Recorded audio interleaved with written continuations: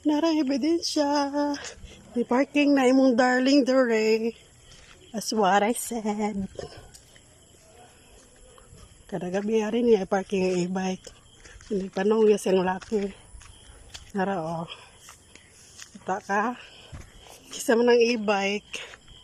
O, muna yung balay o. Dapat sa bayon. O, asa man si An-An. Yung parking siya dere.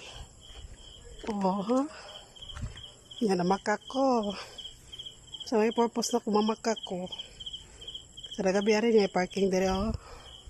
Gate nilang Junjun. Gate sa kong uyab. Nga diha. Padolan na to. Muna siya dong. Kada gabi parking e-bike. Ipanungin siyang laki. Karon maadto ko ngadto sa bahay siyang laki. Daplin sapa. Gate na, padung na baybayon sa Gaisano. Narang park, e-bike si Muya bay. Ya. Kisa may na nang angaron sa asoron.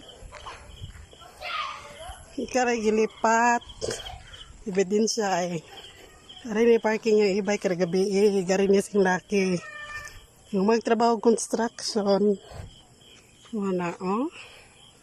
Kisa na e-bike ka, klaro ana. Kambalo lang mana. Muna yung palibot ay, sayang sungon. Timing lang nahang, nagsugat ng tami. Hi. Asa si ba, An-An? Itong babae, ang tagiring e-bike ba?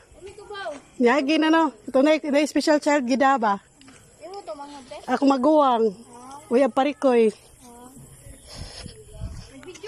Ito, gabidyo ko, ebidensya rin. Jadi apa tuh yang bana?